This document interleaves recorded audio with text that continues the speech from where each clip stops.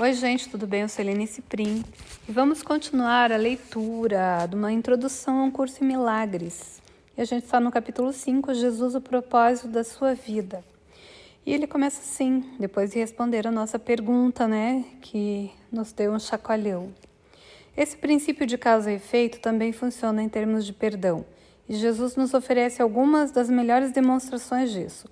Pense mais uma vez naquele exemplo no qual eu estou sentado aqui e vem alguém e me ataca. Se eu não estiver na minha mente certa, verei essa pessoa como a causa do meu sofrimento.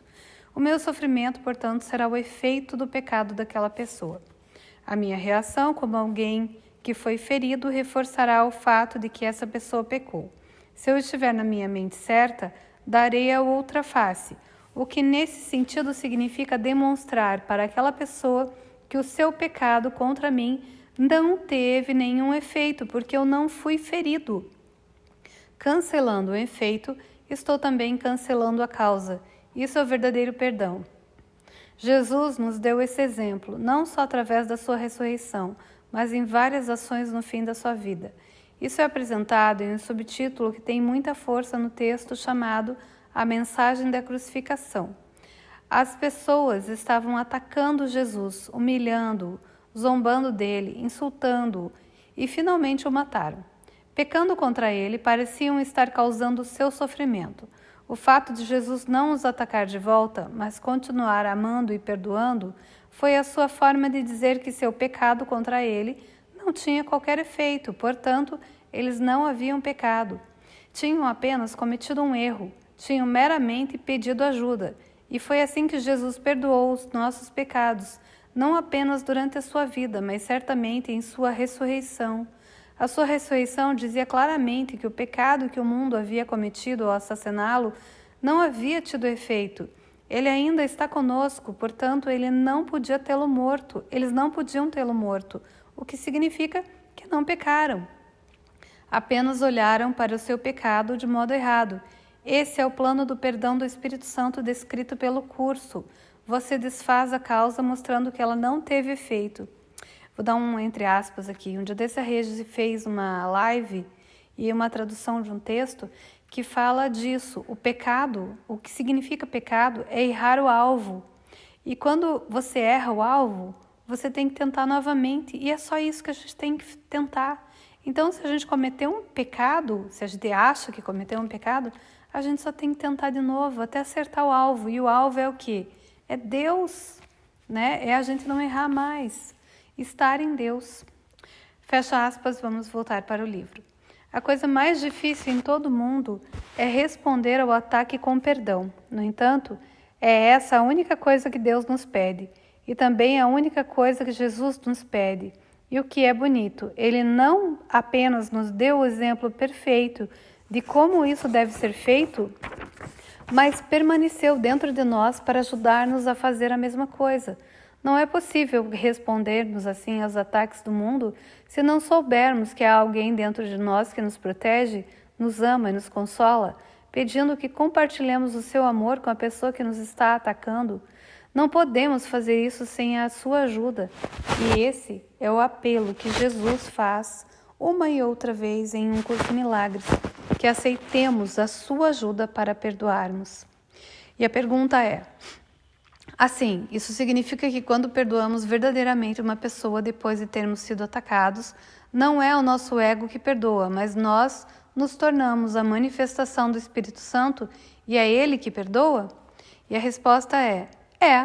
Quando Jesus diz no curso que Ele é a manifestação do Espírito Santo, quer dizer que Ele não tem nenhuma outra voz.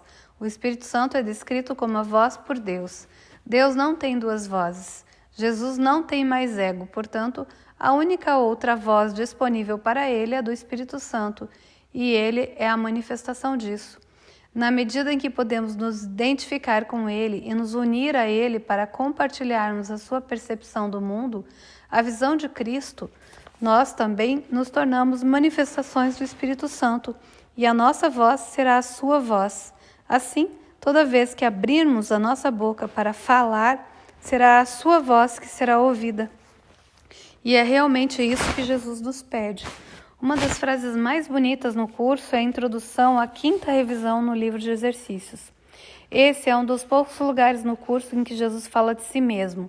Parafraseando a passagem seria: eu preciso dos teus olhos, das tuas mãos, dos teus pés. Preciso da tua voz, através da qual eu salvo o mundo. Isso significa que sem a nossa ajuda, ele não pode salvar o mundo. É isso que ele quer dizer no texto quando diz: preciso de ti, tanto quanto precisas de mim. A sua voz não pode ser ouvida no mundo a menos que venha através de nós, porque ninguém pode escutá-la de outro modo. Ela tem que vir através de formas e corpos específicos nesse mundo para que outros corpos possam ouvi-la. De outro modo, será sempre uma abstração simbólica que significa muito pouco. Ele precisa que deixemos o nosso ego de lado o suficiente para que ele possa falar através de nós. Existe uma oração maravilhosa do cardeal Newman que termina assim: e, ao olhares para cima, que eles não vejam a mim, mas só Jesus.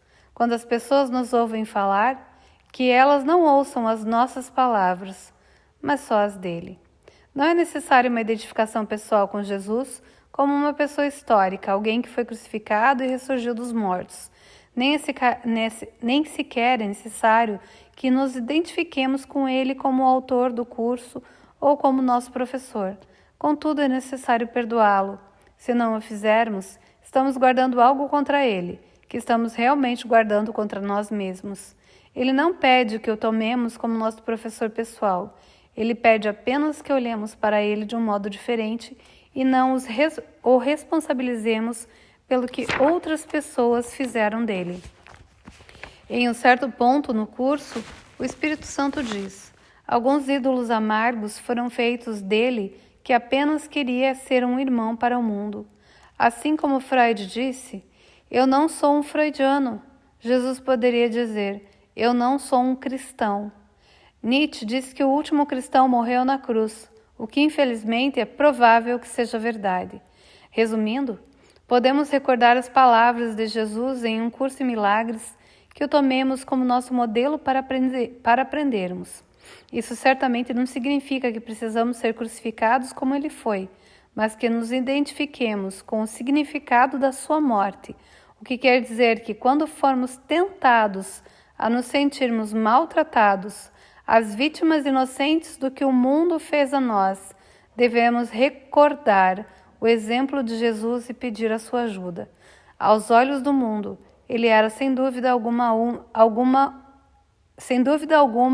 uma vítima inocente.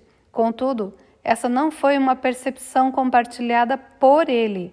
Portanto, ele nos pede, usualmente em condições muito menos extremas do que ele em sua vida, que nos lembremos que só podemos ser vítimas dos nossos pensamentos e que a paz e o amor de Deus, que são a nossa verdadeira identidade, jamais serão afetados pelo que os outros fazem ou parecem fazer conosco. Essa lembrança é a base do perdão e o propósito de um curso em milagres é que aprendamos isso. A gente termina mais esse capítulo e o próximo é um apêndice que fala o significado das palavras. É isso aí, gente. Eu estou muito feliz de ter lido isso aqui para vocês. Muito mesmo. Muito obrigada por estarem comigo.